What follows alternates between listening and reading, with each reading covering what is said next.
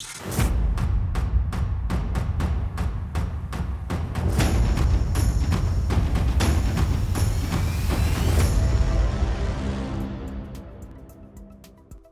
what's going on, you guys? Welcome to Madrid Hub again. I'm your host, Dr. JOTA, and yes, we are still with the hangover of the victory yesterday against Shakhtar Donetsk. Incredible game. I was talking to you all in my video, analyzing every single aspect of that super game that we won. It was great. It was so necessary for us to get confidence back, for us to get motivation for the next game, which is against FC Barcelona, a very difficult game, and it was pretty much very necessary to keep moving forward, right? So today we will be talking about a bunch of stuff. I will be talking about the new details that have been leaked about the new Superliga, the new European Super League. I will be talking about the kind of agreement between Real Madrid and Kylian Mbappe for him to leave Paris Saint-Germain in a more easier way. I will explain you the details about that, but I want to get started with a couple of things I want to talk about the game.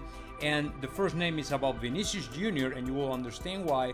And the second one is about the clue that Ancelotti gave to us regarding to the next possible lineup of Real Madrid against FC Barcelona, because he said something really interesting that I wanted to share with you all. So let me get started with the first topic. It's a hot topic, and it's something, it's actually a complaint. And the reason for that is because Vinicius Jr., he scored twice, he assisted in the Rodrigo goal, but he was not named MVP of the game.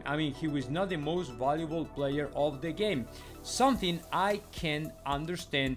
I don't get it, and I don't know the reasons why or how these guys from UEFA name the players or select the winner or whatever it is. They gave it to Karim Benzema. I'm okay with that, so don't get me wrong. But when you have a player like Vinicius Jr. who stole the whole show, literally he stole the show, and he scored twice. The second goal was amazing, just amazing. It was one of the most beautiful goals I've ever seen in this season, right?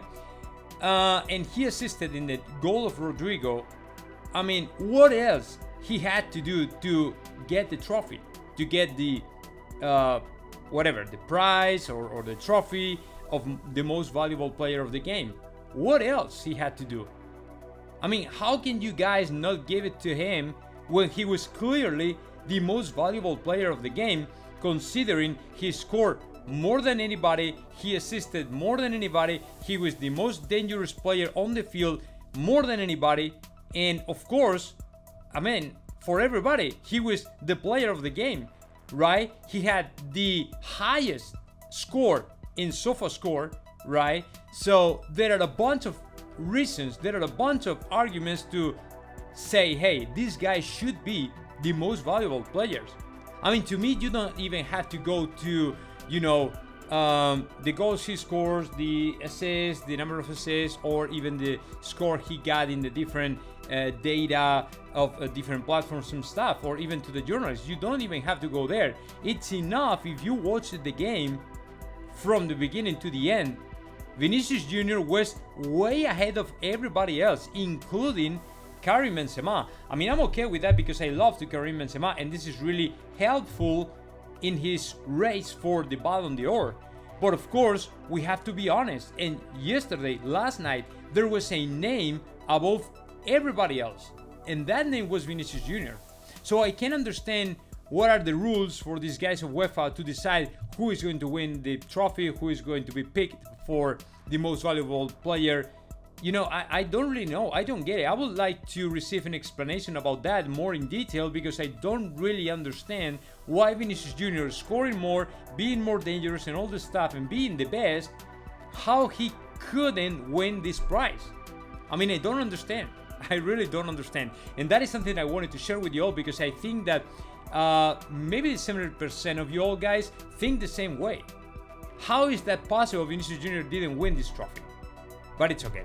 Let's move on and let's keep talking about the words from Carlo Ancelotti, a very juicy statement right after the game against Shakhtar, because he was asked about the midfield, that it was pretty much the same Zinedine Zidane's midfield when he was coaching to Real Madrid, with Casemiro, Kroos, and of course Luka Modric. But by the way, I saw a comment in my video of the analysis of the game.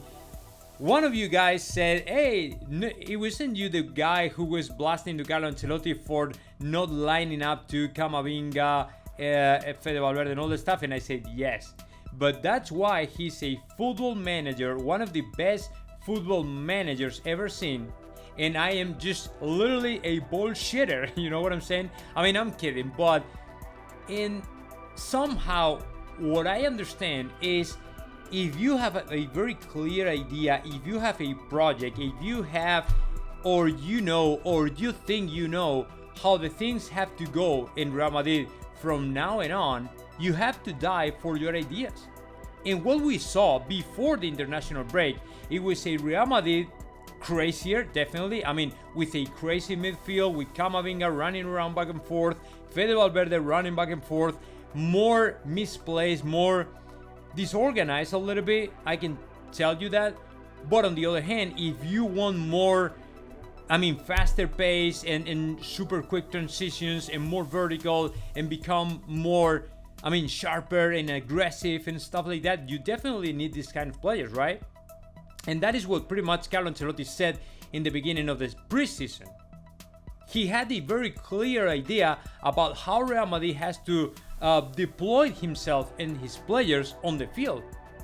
And the style of playing, it was going to be super vertical, spectacular, amazing, phenomenal. I mean, but all these guys should be involved in this kind of style of play, which is about quickness, sharpness, and velocity, speed, and all the stuff. You know what I'm saying? On the other hand, apparently he decided to change his mind a little bit to get the 3 points in a very complicated stadium against a very complicated rival. You know, the Shakhtar Donetsk is not easy. I mean, they walked over us last year, home and away.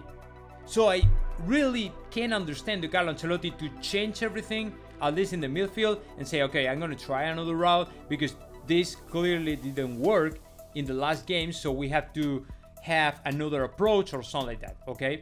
But I mean, yeah, I definitely, my opinion is definitely he has to die with his ideas and deploy them on the field, you know what I'm saying? But I'm okay with that. The most important for me is the victory, is for Real Madrid to win. That's it. So I'm not going to argue with any of you all about that. I was wrong, he was right, he proved it, and now we got the 3 points and it's good for all of us, right? So done. Let's move on and let's talk about the kind of agreement between Kylian Mbappe and Real Madrid for him to leave Paris Saint-Germain in a more quiet way, with no problems, no beef, and all this stuff. Right after the 2 interviews he gave to Radio Monte Carlo and also L'Equipe, a lot of people out there went crazy. Paris Saint-Germain fans, they started to say, this guy, how is that possible? It is not acceptable. I mean, I can't believe this guy is saying this and stuff like that, right? And it was pretty much understandable, because if you pick this moment of the season, with the season begun, to say that you wanted to leave to Real Madrid, I mean, the reaction, the natural reaction of your fans is not going to be kind, of course. So, considering and keeping that in mind, apparently Real Madrid and Kylian Mbappe have decided not to talk about each other until he signs for Real Madrid. That's it. Until the sign is real and Kylian Mbappe becomes a Real Madrid player, none of them, neither Real Madrid nor Kylian Mbappe, will talk about each other, will talk about Real Madrid or Mbappe in a kind way or rude way or whatever you want to call it.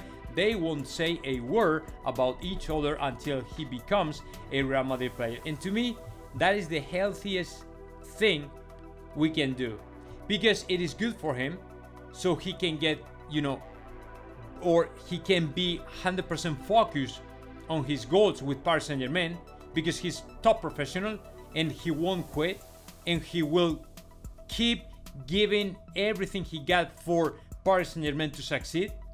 He will make his part, so he's top professional, so that is good, because if he doesn't have to talk about Real Madrid, he can be more concentrated in this kind of stuff. And from a Real Madrid perspective, it is good as well, because we can, same thing, concentrate in our thing. Right now, Mbappe is not for now a Real Madrid player, so we have to focus on our players, and of course, be respectful with our own players, because sometimes we are all the time, and including me, I'm the first one, we are all the time talking about Kylian Mbappe, Erling Haaland, and all these players without keeping in mind we have a bunch of very good players in the team right now, and so many times we are not giving them the attention that they really deserve. I mean, Vinicius Jr. is great, Benzema is great, but there are a bunch of others who are not attracting our attention, who are not calling our attention, just because we are so busy talking about Mbappe, Real Madrid, Haaland, and all the stuff. Signings for next year, Pogba, Tchouameni, and all the stuff. And that is really, that is really true. It's very true. And that includes to me. I'm putting myself in the first place. You know what I'm saying? But it's not good. So I'm okay with that, and I really like to hear about this, because it's definitely the way to go for both of us. For Mbappe and Real Madrid. So now let's move on, because yesterday during the game, some news came out from a German newspaper. Very interesting news, because a document was leaked, and this document, it was allegedly an official document of the new format of the new competition of the European Super League.